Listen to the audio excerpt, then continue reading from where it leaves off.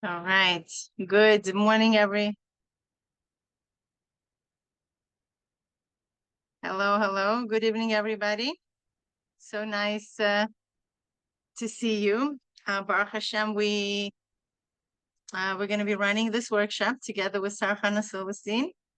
And my name is Mila Schneiderman. I'm the Vision Director of OYYL And I want to thank our PTA for organizing this homemaker event that you are joining today. And you're welcome to drop off your questions through the course of this workshop. If you have any questions, you could drop them in the chat box. And if you want, you could direct message me if you want to remain anonymous. Also, the framework of this workshop will be that we're going to do our presentation. Then the last 15-20 minutes, you're able to raise your hand and ask questions directly, or you could just put them in the chat. So Baruch Hashem, we are coming here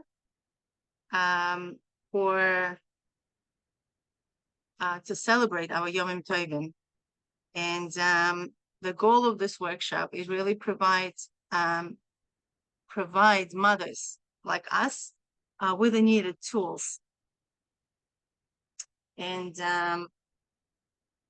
let me just share my presentation.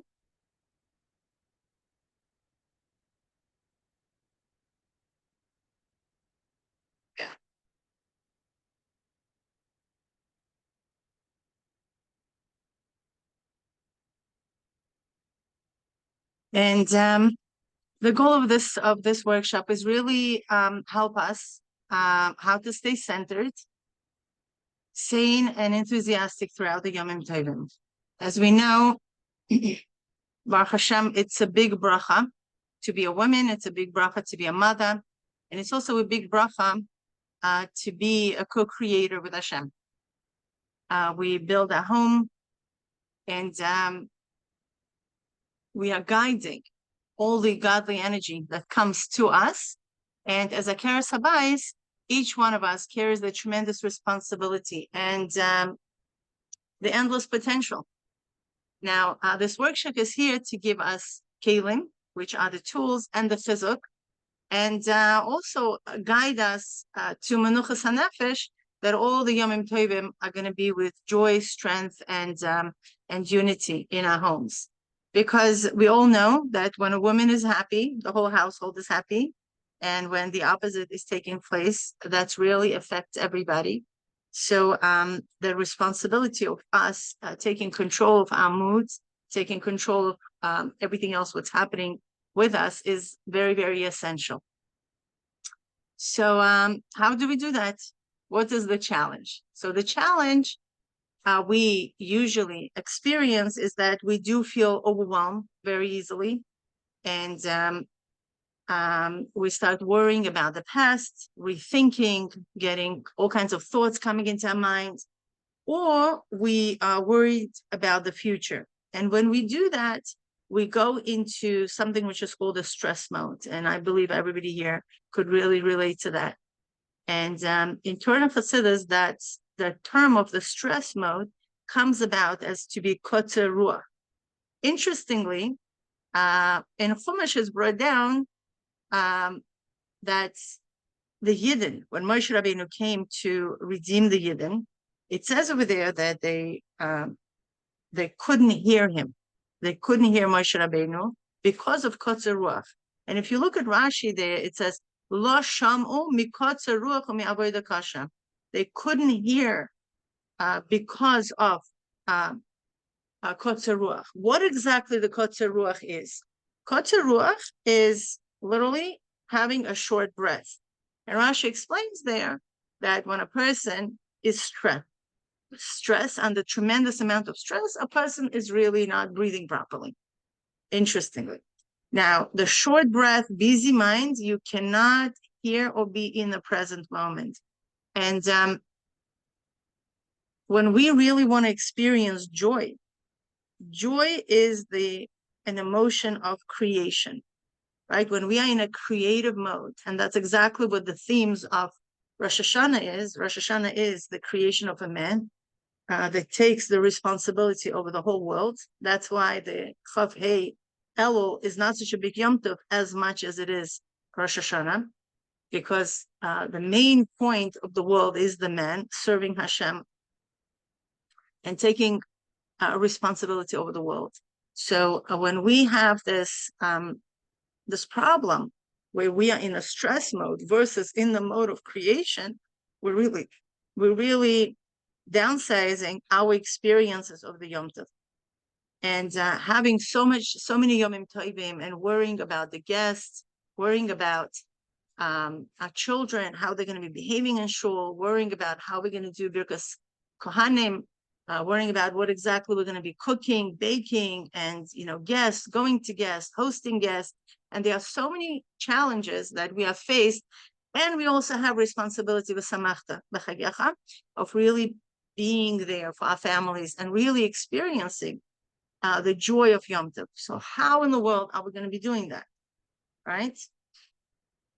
So the key here, one of the solutions, is really to be in the present moment. We could be very easily carried away and really be busy with, as we mentioned, worrying about the past, what you should have done, what you could have done, something that maybe you forgot to buy or you wanted to order, and so on and so forth. Or the future. What am I cooking next? What am I doing next? We are in shul, we're thinking about what's going to happen after shul. When we are during the meal, we're thinking about, oh my gosh, I can't wait to go home, depending whether you're hosting or you're going visits, whoever you're going to visit. So a lot of times we are really busy doing everything but being present in the present moment. And what it does is that it really robs us from the opportunity to really deeply connect to everything else, what's going on, what Yom Tov brings. Because Yom Tov is not just a day in the calendar. Yom Tov is a very special energy that is coming down to the world. Are we really the right caleb in our consciousness to really accept that and benefit to the best of our abilities? So the solution is to be in the present moment, regardless of what's happening right now. What is happening now? What is the story, the way it's being unfolded right now? And there's a very beautiful story that's shared in many different Farbrengens with our Rebbitzin, when she was asked, what is the best moment in your life? And she said, now, this given moment is the best moment. And she wasn't just trying to be, clever or something like that. She was just sharing the truth. Why is it that present moment is so precious? Because truly, in a very interesting, very long sikha, the Rebbe explains that only the present moment is the only moment that actually exists. What does this mean? Everything what was up until now, meaning our past, is no longer in existence, and our future wasn't created yet. The only moment that that the world is being created is now. So this is the only moment that actually matters. And to be in this moment, some people actually go ahead and buy those now watches. I actually own one as well. But that's an item, right? To be in now, to be in the present moment is actually a mindset. So obviously little chashkas here and there could help us, could remind us about this given moment. But it's truly a mindset. And how do you embody the mindset of now? It's a very interesting suggestion that's been given in a few Sfarim. And that's truly when we become conscious of something unconscious that we all experience, right? Which is breathing. So tool number one is the awareness and breathing, right? Becoming aware of now. Also the breathing, it's the moment of creation for us at our level, which is right now, Hashem is creating us. And Our inhale is Hashem's exhale. So this given moment, Hashem is communicating with us.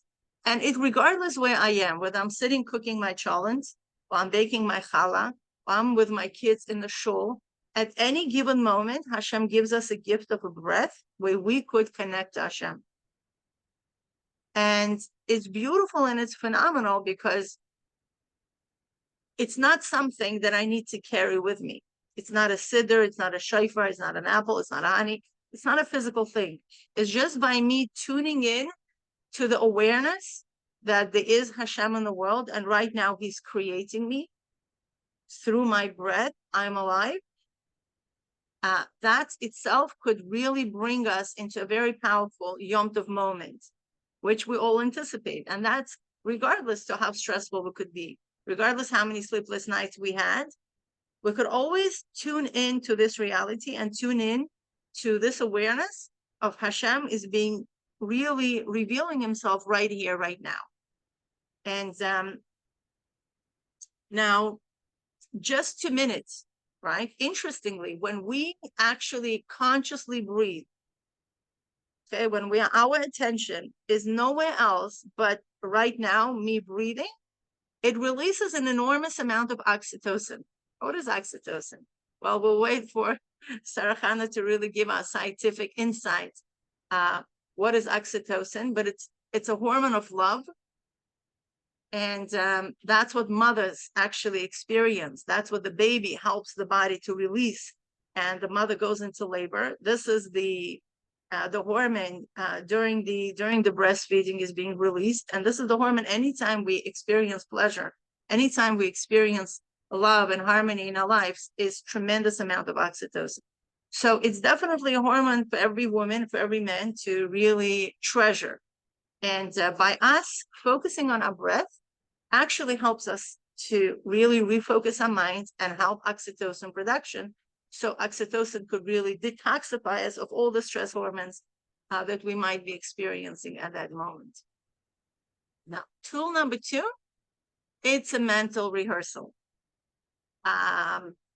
It's not a wishful thinking. It's actually practicing events and our responses ahead of the actual events. Meaning, we know that we're going to be going out for a meal to a particular family, or we're going to 770, or we're going to another shul, and we already know events more or less. They are predictable. This is something that we planned, and I'm sure all the women, all the balabustas here, they plan, they have journals, and they keep it quite organized, which is amazing. But at the same time,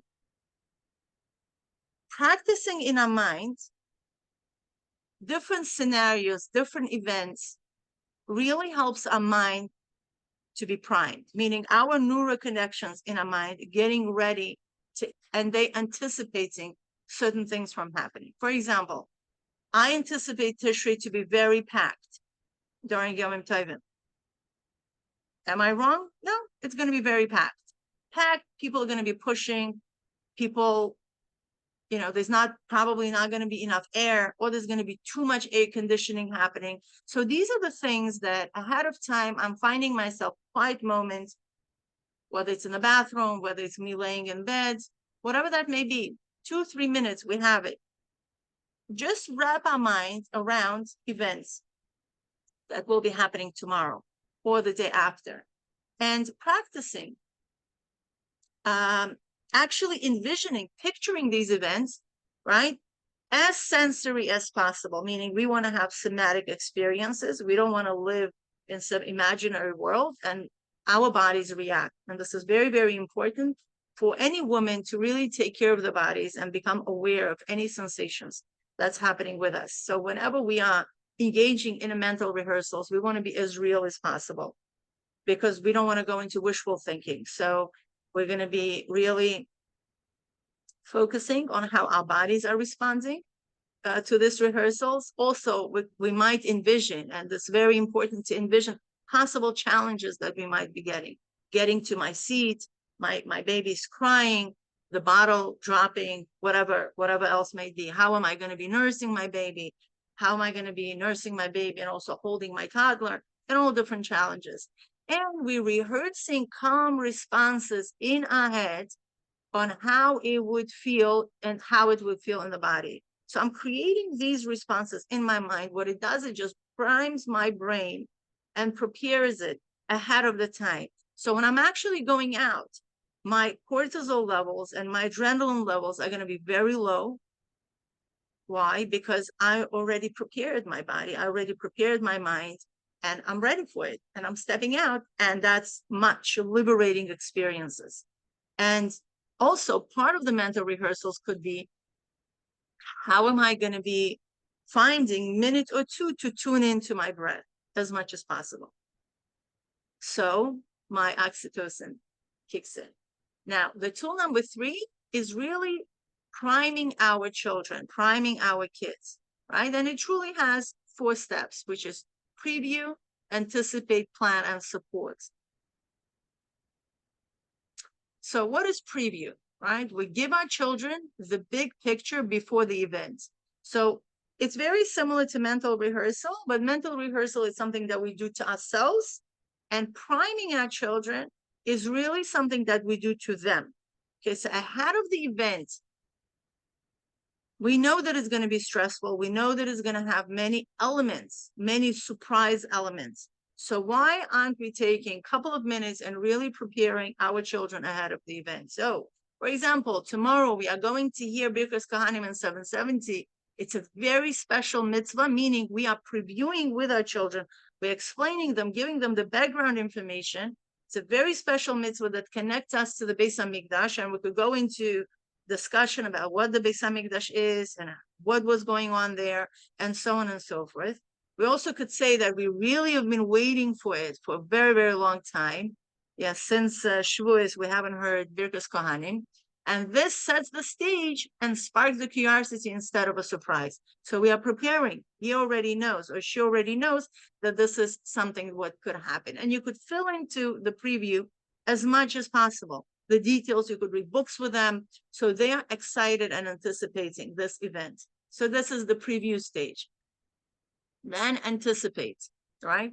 Help your child imagine what the experience will look, sound, and feel like. For example, because it is so special, such a special Yom Tov, such a special time, many people will be there. So you preparing your child ahead of time to know that 770 is going to be packed, or whatever show you'll be going to.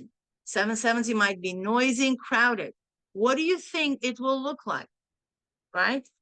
Now, also letting them predict and talk it talk it through lowers the anxiety and prepares them mentally. It's very, very essential. When they actually do that, it's very, very essential. So their anxiety doesn't kick our anxiety, because essentially we are very, very connected with our children. Now, plan, right? Create a simple strategy together for handling challenges. A lot of times, we kind of talk to our children and we tell them what they should be doing and what they shouldn't be doing, but without actually engaging them in the decision making. So engaging our children in the decision making and making them part of the plan really helps them to feel more settled and feel more in control. So creating a simple strategy together for handling different challenges is really, really essential. For example, we'll go early to find a good spot, right? Or if it gets too loud, we'll use our hands, squeeze signals so you could let me know, right? So you are planning together with your child how different challenges could be handled, okay? Without a meltdown, without having all kinds of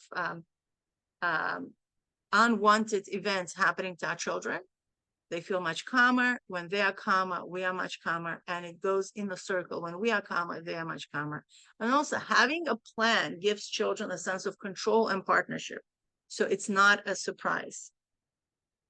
Okay, support, right? Offer concrete support and positive reinforcement to make the experience easier. For example, I packed you a special snack or a new shirt, so waiting will be more fun. Okay, so we already went over with them about what's going to happen. We went over different challenges that might happen. And we also mentioned to them, I know it's going to be very hard for you, but I know how much you really want to do that. Here is my appreciation. Here, this is a shirt that we're going to wear for the Birkas Kohanim. Again, this is just one scenario. Or this is, a dress that we're going to wear. Or this is tights. Or this is, a hairband. And, this is a special snack that we bought just for that moment. So children on the level feel very excited and looking forward for this event, even if it's going to be packed, even if they're going to be actually having difficulties. They still, B'ezrat Hashem, will be able to go over it, right? After that, we also highlighting the win. You did so beautifully, waiting quietly. You help us all get the bracha. So these type of communication and this type of support really, gives them anticipation and more fun. Now, again, this is, this is our conclusion that we're coming to, which is not worrying about the past, not anticipating the future and being stressed about it, right? We want to stay in the present moment with blessing and calm, right? The tools, the 3 tools that we discussed, which is the breathing, the mental rehearsal, and priming our children. And B'ezrat Hashem, this will give us enough preparations and enough tools to enter the Yomim Tovim with harmony, clarity, and simcha. So, Baruch Hashem, we have an amazing speaker with us, and keynote speaker, Sara Chana Silverstein. Baruch Hashem, she is number one. She's a wife, Jewish wife, Eshes Chayo, and she's a mother of a large family. Baruch Hashem, they're all grown up into beautiful, beautiful children, and she has Baruch Hashem grandchildren, and her experience helping women and really being a big advocate for healthy births, breastfeeding children, and she's a master herbalist and a homeopath. I really felt it would be very beautifully connected to the theme of Rosh Hashanah, to the theme of renewal, because women, as women, we are powerhouses of this amazing, beautiful energy. And how, Sara Chana, how can we help our bodies to stay attuned and to really make sure that our homes really enjoy the best of our versions as mothers? And we could have all the beautiful mental tools, but if our bodies are not really working together with us, or our bodies are, involved with something different. So, Sara Tova is going to share her wisdom with us and her experience, Baruch Hashem, so many years. So Sara Tova, the mic is yours. Thank you so much. Okay, can we switch our PowerPoints, Mila? Sure, it's off. You could share your screen. Okay, I can share mine. Okay, amazing. Give me 1 second, ladies.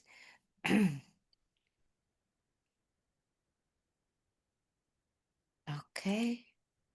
There we go. Let me just make sure it's moving. Okay, excellent. So first of all, I want to thank Mila so much to invite me to this wonderful event.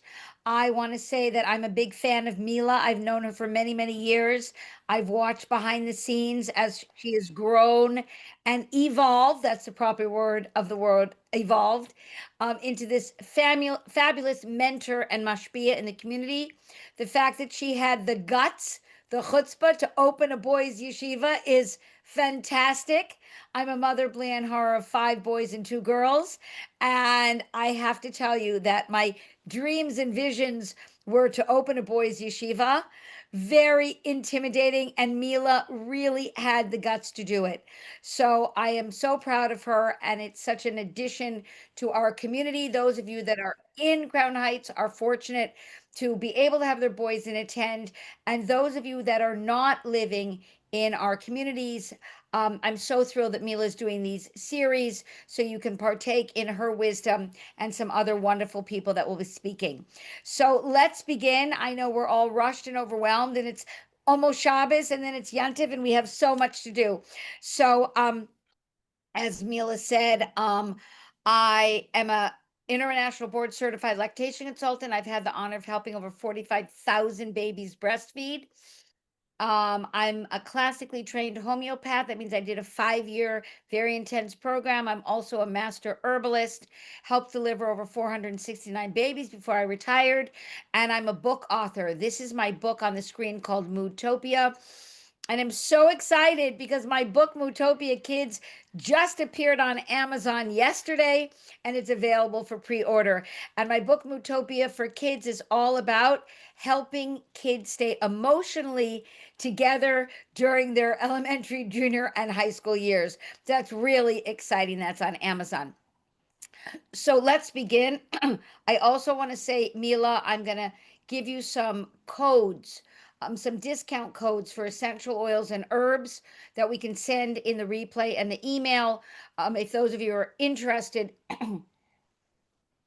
and Mila and I don't have any kickbacks in these products. They're just wonderful products that we really love. Okay, so I wrote the book Moodtopia, and the question is, how do you attain Moodtopia?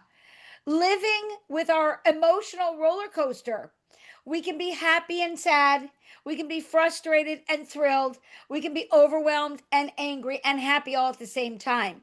So I wanted to say very quickly that women use both sides of their brain simultaneously, whereas men only use one side of their brain at a time. So if your husband or spouse is putting up a painting and you a picture, a nail, and you say, "Oh my gosh, I forgot the kapata and I have to go buy some gefilte fish, and oh my god, do you mind picking up Yitzchak?" The man tends to be like, "I'm putting a nail in the wall." And they really focus in a very different way. And we are all over the place. And it's a bracha. So it's completely normal to feel abnormal.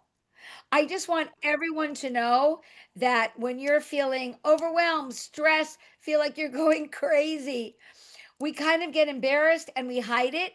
Not that we should walk down the street yelling and screaming, but communicate with your friends. I'm feeling so overwhelmed. Give Mila a call. Talk to people because it's a normal feeling and there are a lot of solutions. And Mila went over wonderful points.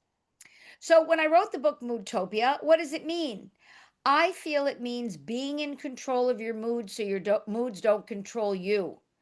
I want you to become a master of your moods and use them when you need them, but don't be hijacked by them.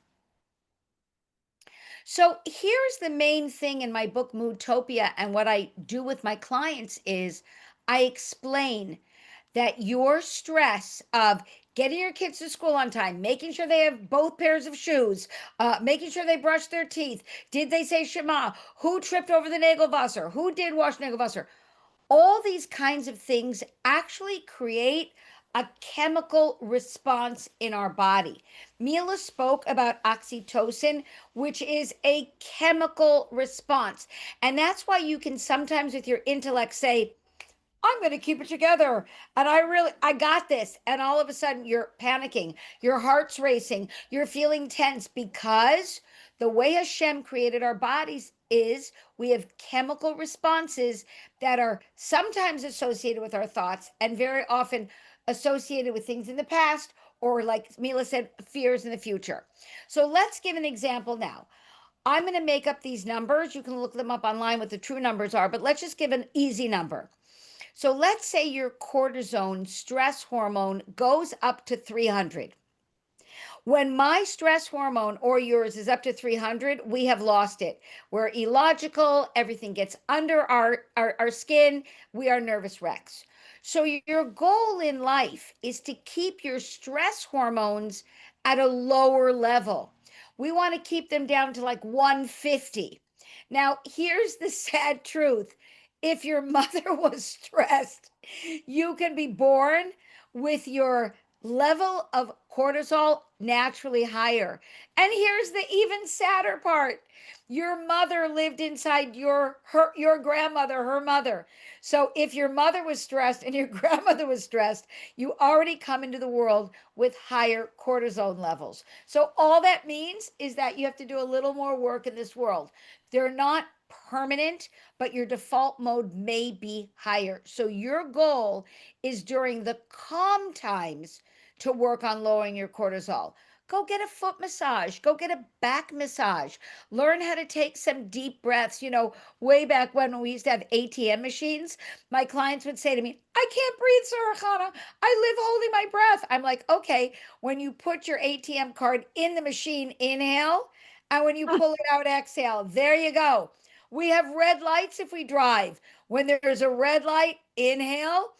When the green light, exhale. So even if you can't find time to breathe in your life, you can associate breath with things that you do on a daily basis. So again, our goal is in the calm times to lower your cortisol, because when you're got 5 kids freaking out and you're going to miss Birchet Kohanim Chas v'Shalom, and a kid tripped and their knee is bleeding and someone broke their shofar, you know, I mean, that's not the time to say, by the way, I'm now going to take a deep breath, calm down, and recenter. No, you're going to freak out in that moment.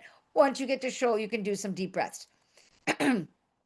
So I like to tell people that we actually love stress. I know that sounds crazy, and some of us can be addicted to stress. And sometimes our mother or grandmother was addicted to stress because it really makes you have this hormone cortisol, which is the stress hormone, but it also gives you adrenaline, the ability to walk that extra mile, that ability to stay up late and make 3 extra honey cakes. Do you need them? No, but it's good to have them in the freezer. So that adrenaline is really a feel-good hormone. It's just when we have it up too high, we freak out. So again, studies have shown that if your mother and grandmother were stressed, you really have to work a little bit harder. So long-term stress is not the healthiest for us. It can cause anxiety, depression, digestive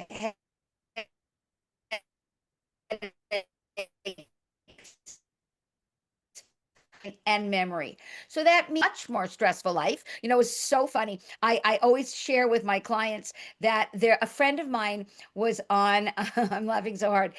This was years ago before we had the internet. And she's sitting there in the she's sitting there on a train, a subway in Manhattan, reading the New York Times. And she sees an article. If you're having a dinner party for 2 couples, how to plan 6 weeks in advance.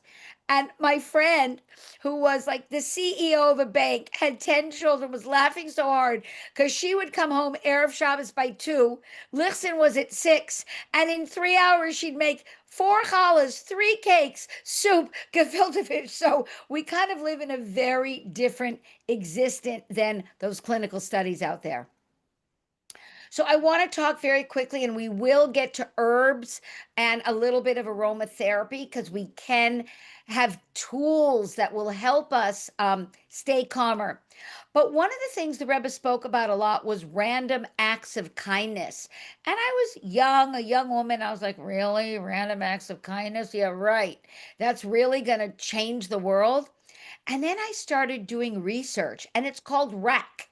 They call it RAC, and they do research on it. So here's one of the most amazing things. When you do a random act of kindness to somebody else, your cortisol level drops. Now, I'm not even talking about the benefits of helping that other person, but your cortisol level drops. Your blood pressure drops. You will feel better when you do random acts of kindness. So when we're going to shul, when we're in the sukkah, my goodness, if your neighbor left mess outside their sukkah, sure, they should have cleaned it up. But take a garbage bag, clean it. It'll be better for you and better for them. If you're running to shul and there's an older lady, open the door for her. If you have a neighbor whose child is sick or husband is sick, I mean, my goodness, just bring over a piece of honey cake. I'll never forget. It was one of my son's upshurns. I'll never forget. I have tears in my eyes. And I was flipping out. Baruch Hashem, I had a newborn 2-year-old, 4-year-old, 6-year-old, a lot of kids. And my son wakes up so sick. And another kid wakes up so sick, and it was the day of the upturn. And I called one of my best friends. Oh, and my cleaning lady didn't show up, and it was in my house. And one of my best girlfriends calls me, and I'm like, I can't do this. Like, I can't. I physically can't. She said, Sara Chana, you're going to figure it out. Click. About a half an hour later, someone knocks at my door.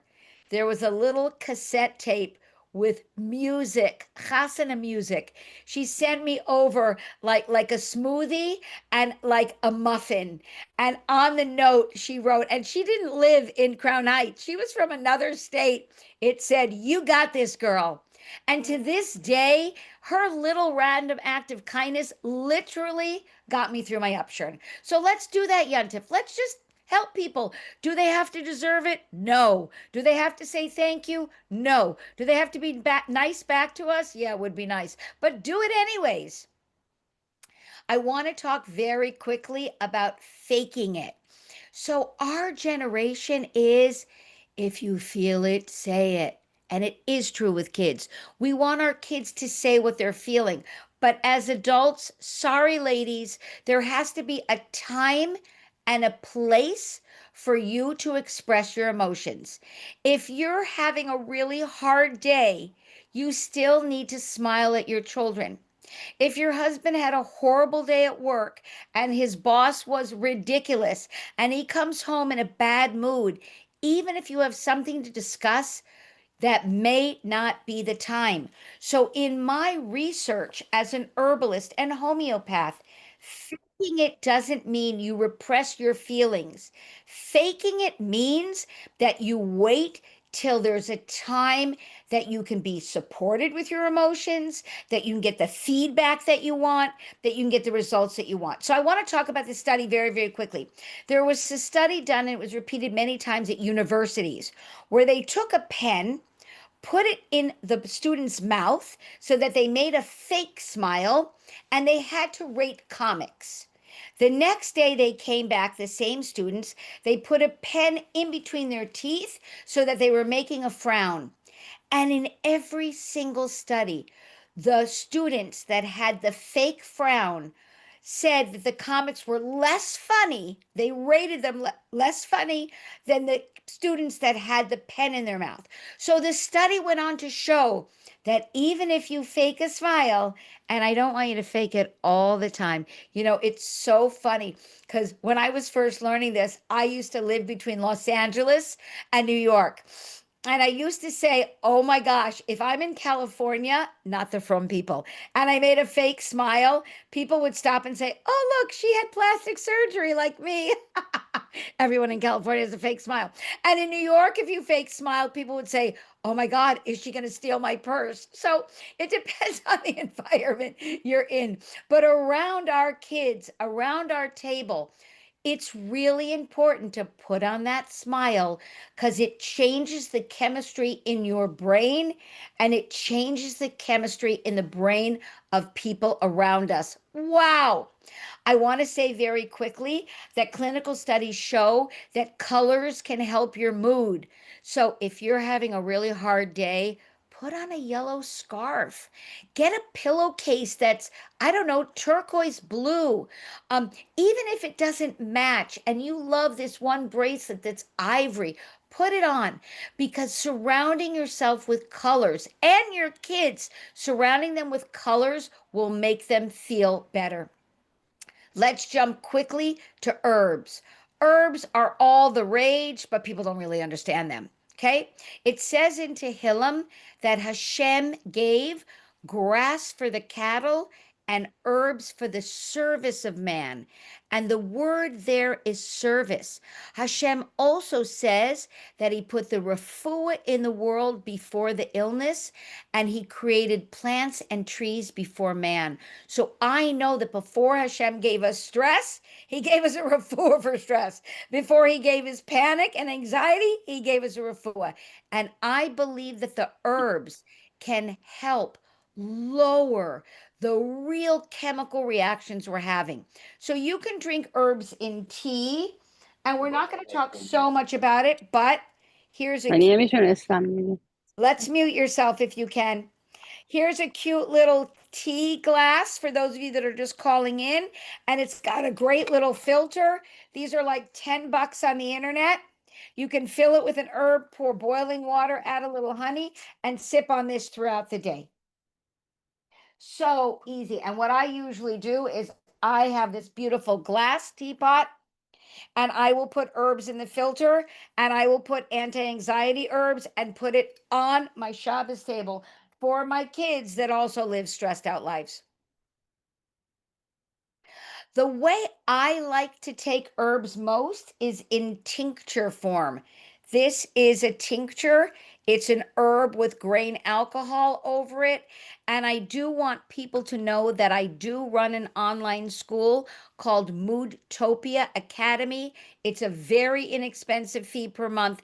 And we go slowly through all the details of how to use herbs, how to prepare herbs. This is just a very quick synopsis. And on my website, sarachana.com, you can get a handout for free of the herbs that I use and suggest for stress. So Mila and I are trying to make this easy and inexpensive and available for all of you. Okay, so let's talk about some of my favorite herbs. Now, usually we use herbs in a combination because women and kids are so complex and so complicated. But I like people to start to understand the individual herbs because I think it empowers you and lets you be more knowledgeable. You know, I laugh because when you get these supplements, we don't use a lot of supplements in my office because there's too many ingredients. When you make a tincture, it's the herb and grain alcohol or the herb and a glycerite. So, motherwort. I feel there should be an IV of motherwort on every corner in every Jewish community.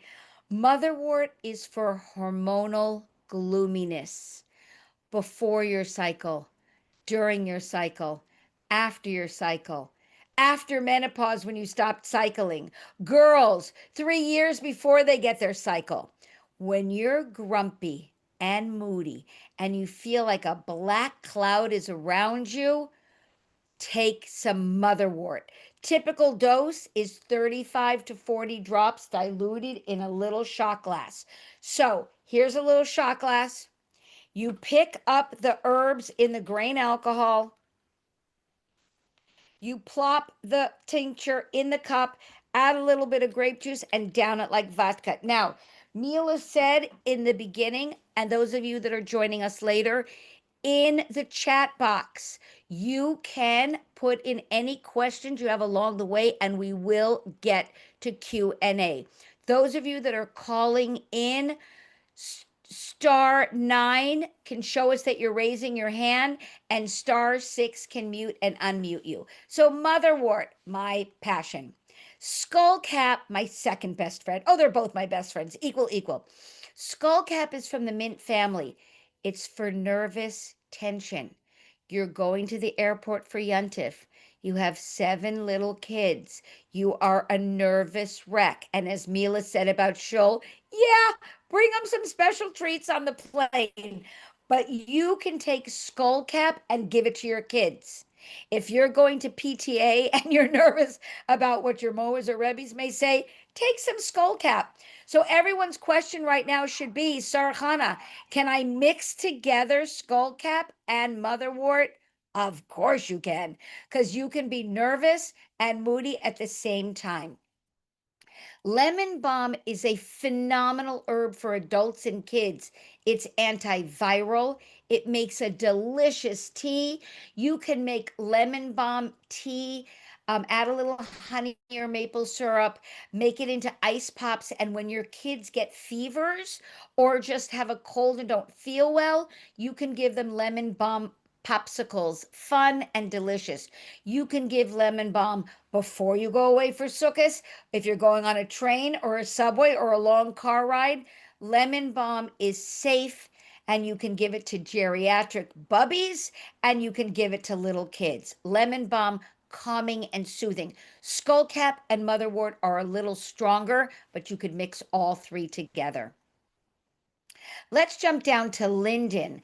Linden is a phenomenal herb when you overeat, right? Have you ever heard of a yontif meal not overeating? So in France, they will give you linden tea at the end of the meal because they make their sauces with all this rich, milky, buttery things. But for us, after a meal, you can serve linden tea at your yontif table in your sukkah. It helps with digestion, it calms a nervous stomach, and it helps with indigestion. So linden is a phenomenal herb. Again, these are plants that Hashem just has grow wild. Valerian, Mila is Russian. In Russia, you're never going to meet a person that doesn't know what valerian is. Valerian has two sides to it. Some people, it makes them hyper and nervous, and some it calms and soothes. So when you start with valerian, you have to take it, not in the moment, just take it randomly. It will not put you to sleep. If it calms you down, it's your herb. If it agitates you, go on to another herb. I have to jump quickly. I have a client that's been with me for over 15 years. Once a year or twice a year, she calls me on the phone and goes, Sara Chana, I don't know if you know, of course, I know everything I'm saying, but I get really nervous and agitated and depressed sometimes. I'm like, I know you do. She goes, do you have any suggestions? I'm like, yes. Walk down your stairs. Okay, Sara Chana. Go into your spice cabinet. My spice cabinet? Yes, every year I have you hide a bottle of valerian behind your spice cabinet. She goes, oh, here's my valerian. I'm like 45 drops 3 times a day. Within 2 days, she's feeling less depressed. So when valerian works, it's an amazing herb. Let's jump on to passion flower. Passion flower is an herb that can help you sleep, but you can't take it at 1 o'clock in the morning when you have to be in shul by 8 o'clock. You have to take it throughout the evening. So if you have trouble sleeping, you take passion flower after dinner and then again before you go to bed. And if you have a nursing baby or you go to the bathroom in the middle of the night like me, you can have by your bed a little shot glass with some water or grape juice with passion flower to take to help you go back to sleep. So there's so many other herbs to discuss, but I want to jump to these two, then essential oils, and then we open up for classes. So this is Mila's favorite herb. It's an herb called rose petals. Rose petal tea is infamous all over the world. If you go to the Shuk in Yerushalayim, they have these combinations of rose, hibiscus, some of the most delicious herbal teas you can find right there. Rose is when you feel like you have a broken heart. You're sad about your partner, a child, you lost a parent or a loved one. Rose can really help with broken hearts. You don't have to have a broken heart to take rose because rose helps with circulation. It helps get the blood from your toes to the tips of your finger up to your brain. So you don't need to be brokenhearted to take rose. It also helps with varicose veins and hemorrhoids. But if someone is going through, maybe one of your loved ones is not going to be here this Yontif and you're really sad about it, then drinking some rose tea will help a lot. And even if you just want circulation. Lavender is an essential oil, but it's also a tea. Lavender is when you have stuck sadness. Like you like you're still upset. You're now 42 years old, but you remember when you were 8, your mother cut bangs and you didn't want bangs and you felt embarrassed going to school, right? We all have those stories and you have trouble getting over it. Lavender will help with anxiety and stress and get rid of where your body and mind is stuck with sadness. Can you do lavender and rose together with motherwort and skullcap and linden and lemon balm? You certainly can mix all those herbs together. So let's jump into aromatherapy. And Mila, we're going to send a coupon discount code to my friend that makes essential oils. I have a little bottle here. And she actually has an essential oil made from an esrog. And I texted her last night, give us some esrog essential oil. It's called Eitz Chaim, and her essential oils are fantastic. Let's run very quickly. Oils to stimulate, give you energy and koyach. You wake up in the morning, you have to take 9 kids to shul, you're overwhelmed, you're stressed out, you're tired. You can take some lemon, lime, orange, tangerine, or grapefruit. You can put it in a diffuser or put a couple drops of the essential oil on a tissue. Bring it into shul with you. Just go like this and breathe it in, and it will help stimulate and give you energy. You can also take, well, let's not do that on Yantif. I was going to say, not Yantif time. You can take a little bit of lotion, put it in the palm of your hand with 2 little drops of the essential oil, and breathe it in that way. If you're cold, you can take a foot bath in essential oil. Put a foot bath with a couple drops of ginger, rosemary, or cinnamon essential oil. Essential oils that calm, and you can just put a couple drops on your pillowcase. Make sure you don't have an expensive silk pillowcase, but you can do lavender, which is calming and soothing, rose, which can help with anxiety and depression. I love the essential oil vetiver, which is this smoky, earthy smell, and lang lang is one of the most exciting smells that you ever can. So with essential oils and on Mootopia Academy, and hopefully Mila and I were discussing, we may do something on essential oils. There are so many ways to use it. You don't need to be an essential oil expert. A couple drops on your pillowcase. You can put a couple drops in a bathtub. And here's the bottom line. You want to find a scent you like.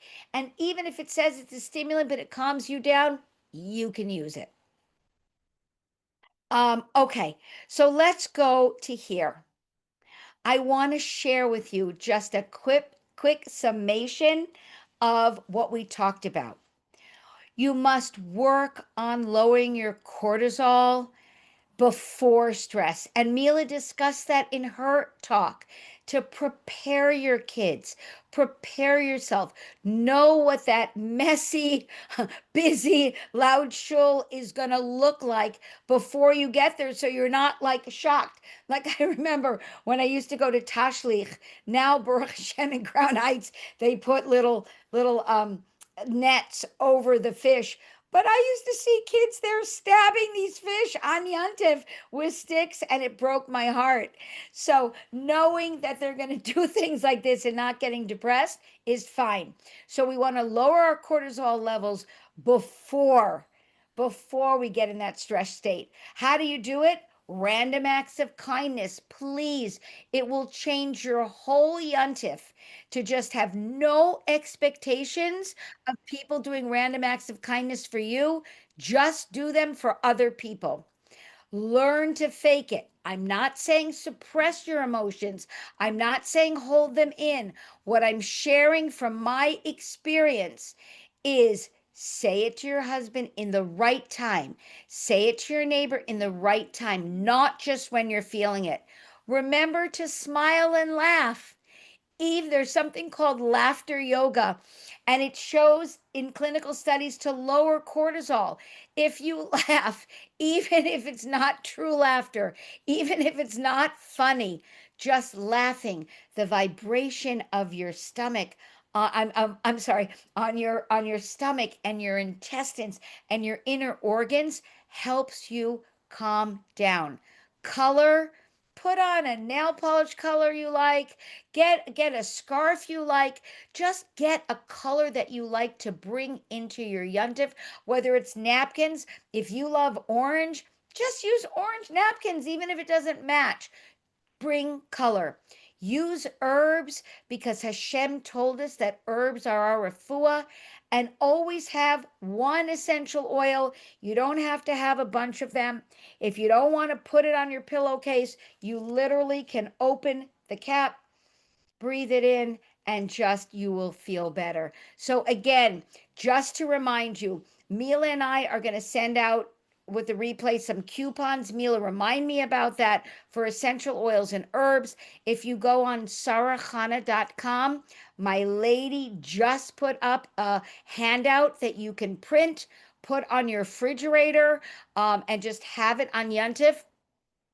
I have on my website a wonderful class, which is not the topic now, on how to nurse clean.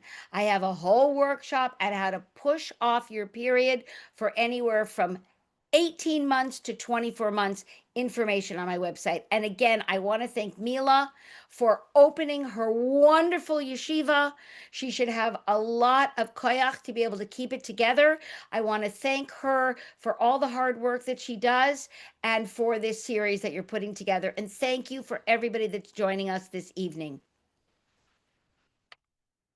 Wow, thank you so much, Sara Chana.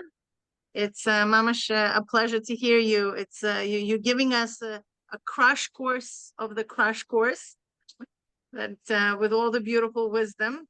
Now, if anybody has any questions, please feel free to raise your hand and open your mic. Bezrat Hashem, we'll send you the replay, and Hello. yeah. Yeah. Do you hear me? Hi, Yes. Devari. Hi, it's Devay Botnick. I just wanted to thank Sara Chana and say this is what's the word, a testimonial, and Mila for all the help they've helped me many years and all the things they said tonight, backing it completely and have tried it and things have really worked. So really thank you. Sara Chana helped me with all my kids with nursing, and Baruch Hashem, amazing, amazing. And Mila's helped me also amazing. So thank you so much. And these things really work and they're true. And these are Geulah things. Thank you so much. Thank you Baruch so Hashem. Thank much. Okay, I see here one question for Sara Chana. Okay, sometimes I do try to prepare myself mentally before Yom Tov, but in the moment, I still get triggered, especially when kids are fighting or everything feels overwhelming. What can I do right then in the middle of the chaos to bring myself back to calm? So, first of all, I just want to reiterate that it's normal. So, if you can say to yourself, this is normal for me to be a nervous wreck when my kids are fighting. And, I listen to, even though Baruch Hashem, my kids are grown and now I'm a bubby. There's this one woman that shares. I follow her work, and she says, when kids get in a heated moment and passionate, there's no logic involved. There's absolutely no logic. So when you sit there and try to use logic with them, it's just not going to help. She also says never give questions that is a yes and no answer to a child. Her advice is that you need to stay as calm as possible, try to redirect them, and give them something to do. And I know it's easier said than done, but you can say to a child, oh my gosh, okay, could you just hold this package for me for a minute? And if you know kids are going to fight, another great idea is give them something a little bit heavy to carry to shul, because they have to be over age 4, but that way, or 3, depending on the child. Give their hand something to do so they're not so quick to hit their siblings. Fill up both their hands. And just remember that kids at a young age, their prefrontal cortex, the front part of their brain, is not fully developed yet. So distraction, you staying calm, smiling, you can even start humming, will help break the moment. So you know it's going to happen, and you need to, as Mila said, prepare for it. Okay, beautiful. Thank you so much, Sara Chana. There's another question here. Is there an addiction to herbs when taken on a constant basis? I love that question. So here's what I've seen after having an office for, I don't want to age myself, over 32 years. When my clients are in crisis and need skullcap and motherwort, they remember to take it. When things are calmer, they forget. So is there an addiction? Absolutely not. It's very interesting because in studies where they have patients on morphine, they find that after surgery, when the nurse gives them the morphine, they end up taking more than when they can regulate it themselves. So I have seen that when women have it as a tool, they take it as needed. And if you need it for 6 months, sure, there's no withdrawal, there's nothing dangerous to your liver. But I have seen women will just wean off of it when they're feeling better. Great, thank you. There's another question here. Do herbs go bad after a while once it's mixed with alcohol? So the pharmaceutical companies do not want you to know that herbs have a 10-year shelf life. So usually herbs are used up before they go bad. If we have a client that has a problem with grain alcohol and we give it in a glycerite, which is a vegetable sugar, we want to use it up within 3 years. But your grain alcohol tinctures, just don't refrigerate them. Keep them somewhere, not by a hot stove, and you've got them for 10 years. I heard, Sara Chana, that you mentioned do not refrigerate them. Is there a reason why not to refrigerate them? You don't need to, just like you don't refrigerate vodka. You could. I mean, some people freeze the vodka because they like the taste, but herbs stay most stable at room temperature. You don't need to refrigerate them. I see. Okay, great. Good to know. Okay, so now somebody's asking a question without specifying who they're asking to. I love the idea of priming my kids, but what if one child just refuses to cooperate even after I've explained and prepared them? So I'll take that question. Yes. Because yeah, I mean, I think this is part where I love the most is we are co-creators with Hashem, and co-creators is not, solo creators, right? When things go not as we anticipate, and when we feel that whatever we've done for some reason is not manifesting itself at this given moment, it's okay. I mean, this is how the reality is unfolding right now. And instead of just forcing the outcome, we could just stay open and allow them his behavior. There's only so much we can control in our lives.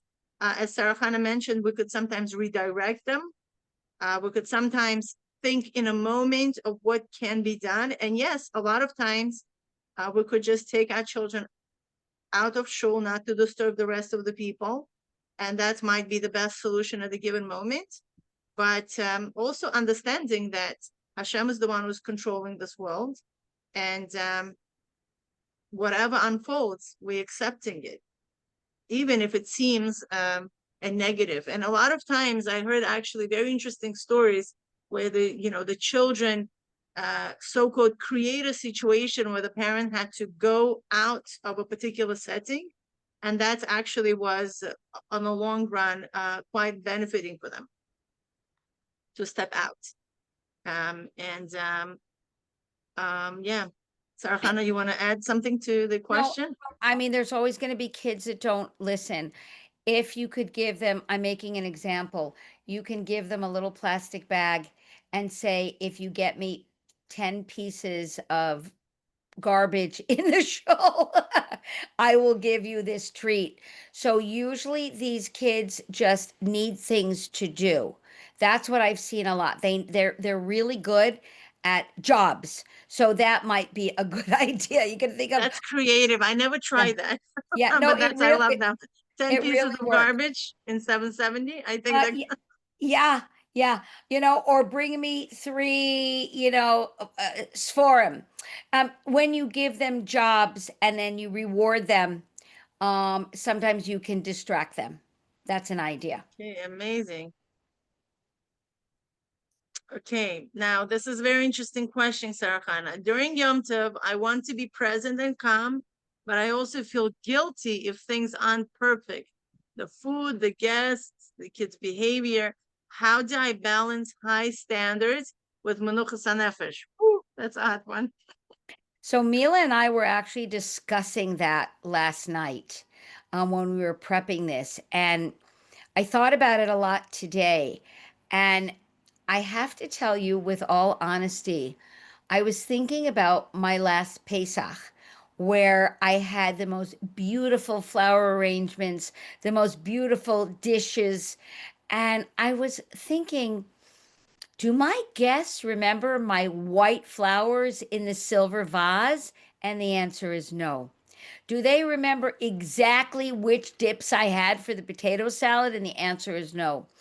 So, something I'm working on also is making things nice, but making sure the environment is even nicer than the visual and the food. Because if I'm in a bad mood and I have the best brisket and the best kugel, it's not as it's not the best environment than if I'm in a great mood and half the kugel's a little burnt on the bottom and you scrape it off. So I'm with you. I like things extremely organized. And I think certain things you can just let go a little bit, and that's a good practice. I'm not saying the house should be a disaster, but it'll be a good practice for you to let go a little bit. I mean, we break a glass at the chasana, at the chuppah. So Hashem is giving us a big message, for many reasons.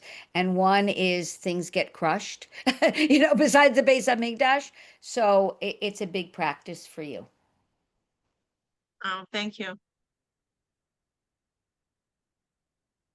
Mila, I Okay, see there's there's a one. question for seniors. So one of the questions I see is for seniors. And for seniors, depending on the medication that you're taking, out of the herbs I discussed, lemon balm and linden have no contraindications with medications, nor does skullcap. We're concerned about the herb St. John's wort with medications, but seniors do really well with these herbs also. Great, beautiful. Now we'll take one more question. Now, breathing works when I remember, but honestly, in the moment, I often forget. How can I train myself to actually stop and breathe before I react? So yeah, Mila, that's you want to take it? You want me to comment? yeah. I think you mentioned something about it, Sara Chana. Yeah. So I think that, it's so funny because one of my mashpiyim in homeopathic school was a man named Joel Kreisberg. And he had a practice of breathing for 45 minutes every morning, right? So I used to laugh at him because he didn't have 7 kids like me. He didn't have a medical office like me, and he was already retired. So he used to say to me, well, can't you breathe for 10 minutes? I'm like, no. How about 5? I'm like, not in this lifetime. So he and I used to joke all the time that be happy with one breath. So I think when we think about breath work, we feel it's complicated.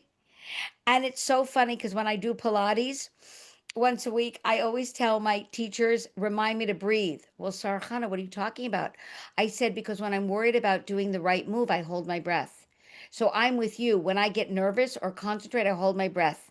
And the truth is, in the middle of my Pilates, if I remember to take 3 deep breaths, I'm happy. So I think the most important thing is just think small when it comes to breathing and not what everybody else and their cousin can do. Wow, right. And also one of the things that really works for me to remember about breathing, because breathing actually helps us to be in the present moment, is actually connecting it with a physical object. For example, every time your eyes fall on a doorknob, you remind yourself to breathe, right? Or every time, I don't know, I want to check my phone for messages, I will stop and breathe. You know, every time I want to do something, meaning I'm connecting something kavua with a new skill that I want to develop, whatever that skill will be. And that strategy really works great for me, is that I'm connecting it to something that I'm already doing on a constant basis. And before doing that, I'll remember about the breath. But that's beautiful. Again, breathing is, our connection to Hashem. And really, Sara Chana, thank you very much for all the tips and sharing your wisdom on how to keep our bodies attuned and healthy, and really vibrant as a woman. That's beautiful. And you're definitely a living example of that. Of running a busy household and running your practice and helping so many women and writing your book, and your workshops are amazing. And I really thank all the women who found hour and a half in this busy time of the year. And it's also Thursday night. So I wish everybody Shana Tova Masuka, that it should be a really calm and beautifully connected Yom Tov for everybody. And may we really see the fullest galus of Melech HaMashiach.